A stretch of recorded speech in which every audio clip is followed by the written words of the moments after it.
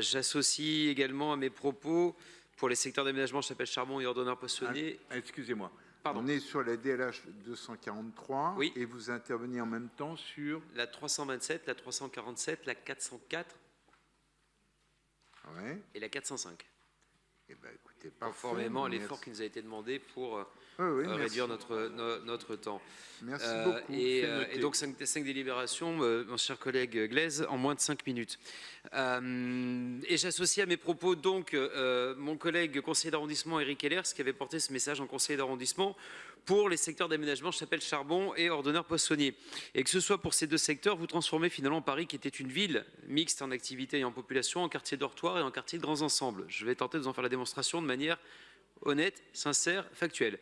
Et qu'on ne s'y trompe pas, 50% de logements sociaux prévus dans des bars inesthétiques de béton de 8 étages avec quelques espaces verts étouffés autour de ces tours, eh bien, c'est bien une politique de grands ensembles, une politique de ghettoisation et de bétonnage qui est pourtant totalement dépassée.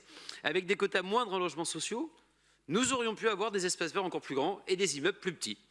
Vous ne jurez que par le logement, mais pourtant, depuis que vous êtes arrivé au pouvoir, les Parisiens n'ont de cesse de quitter la ville. Moi, je m'étonne du paradoxe en réalité. Il faut, à un moment, se poser des questions sur les projets urbains et votre gestion de la ville. Nous tentons de vous y aider.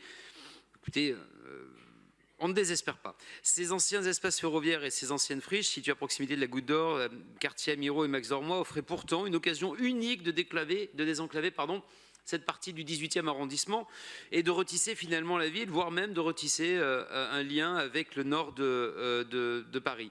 Vous faites tout l'inverse. Ces quartiers seront hyper denses, peu mixtes, mal connectés à l'environnement. Ces nouvelles barres vont porter des ombres sur les immeubles voisins. L'insertion urbaine des bâtiments patrimoniaux et notamment le devenir de l'immeuble en briques du 26 rue Ordonneur ont été complètement mis de côté. Ces aménagements étaient aussi l'occasion de mener une véritable concertation avec les habitants du quartier, comme ce qui avait pu être le cas lors des premières années de conception du projet de la ville et qui avait d'ailleurs pu organiser, mais dont quasiment aucune des propositions des riverains n'a malheureusement été retenue. Nous nous inquiétons en réalité de l'impact à terme de l'ensemble des opérations d'aménagement prévues dans le 18e. Quel sera l'apport global de population? Ne risque-t-on pas une surdensification de ces quartiers? Est-on sûr de la proportion d'espaces verts à disposition des habitants pour leur offrir un véritable cadre de vie amélioré? À ce titre, je m'étonne du soutien, du vote des écologistes.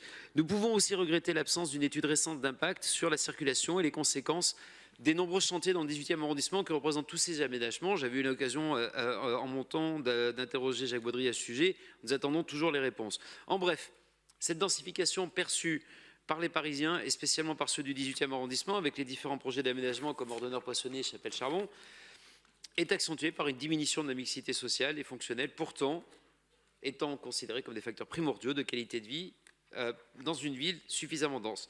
Ce que notre groupe défend, monsieur le maire Brossat, c'est que le 18e arrondissement, et comme l'avait porté mon collègue Éric Hellers, c'est la production d'une ville à taille humaine, en concertation, pas de la fausse concertation, où vous avez vos amis qui sont en réunion, et en toute transparence avec les habitants.